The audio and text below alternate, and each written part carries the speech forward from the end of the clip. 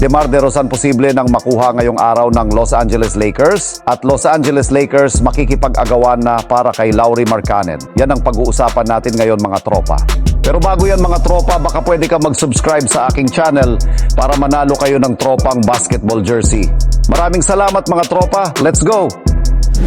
Matapos naman nga po na pumirma ni Klay Thompson sa Dallas Mavericks ay napunta naman ang atensyon ngayon ni LeBron James dito kay DeMar DeRozan ng Chicago Bulls. Naayon pa sa isang report ay willing daw itong si LeBron James na magpa-pay cut sa kanyang kontrata. Ito ay kung magagawa daw ng front office ng Lakers na mapag-sign itong si DeMar DeRozan. Alam naman natin na isa ng free agent itong si DeRozan. Kaya naman sa pagkakataon na ito ay meron itong chance na maglaro kasama sila LeBron James at Anthony Davis para manalo ng una nitong championship.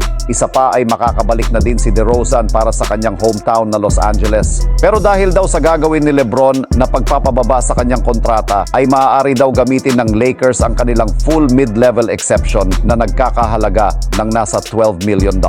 Na mahirap nga daw itong pang-attract sa katulad ni DeMar DeRozan lalo at isa itong former All-Star. Lalo na at last season ay nag-average ito ng 24.5 assists at 4 rebounds per game. Kaya kung makukuha ito ng Los Angeles Lakers ay magkakaroon sila ng player na maaasahan sa kanilang playmaking at scoring. Kilala nga kasi itong si DeMar DeRozan na isang versatile player pagdating sa kanyang opensa. Deadly nga mga tropa ang kanyang mid-range shooting na kahit nga po hindi man ito katulad ni Klay Thompson na isang 3-point shooter ay marami pa namang paraan at skills itong si DeRozan para gumawa ng score para makatulong sa Lakers. Ayon din mismo sa kalalabas pa lamang na report ng isang NBA insider ay sa loob nga po ng 24 hours ay posible na nga daw po itong mag-agreed sa Lakers at pumirma ng bagong kontrata si DeMar DeRozan. Pero kayo mga tropa, gusto nyo rin ba na makuha ng Lakers itong si DeMar DeRozan? Samantalang dito naman tayo sa ating sunod na balita na posible pa nga po makuha ng Lakers si Lauri Markkanen sa pamamagitan ng isang trade.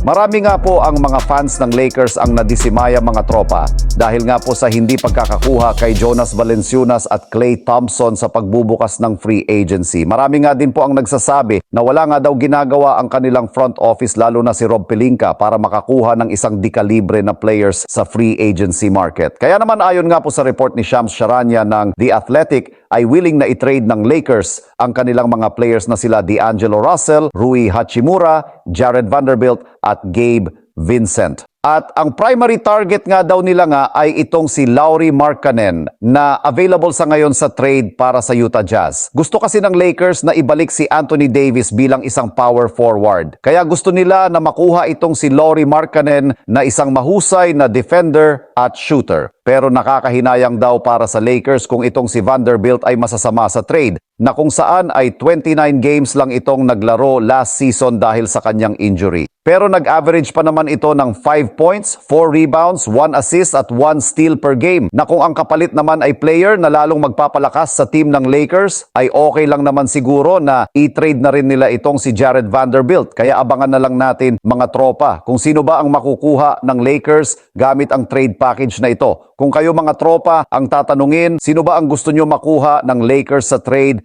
paki-komento naman sa ating comment section. Samantala, NBA Finals na mga tropa, para maging part ka din ng games ay subukan lamang ang 1xBet. Gamitin lamang ang promo code na tropang 1x para sa up to 12,000 bonus credit sa first deposit. Available mga tropa sa GCash at Paymaya, nasa comment section ang link. Paalala lamang mga tropa, make it fun and gamble responsibly.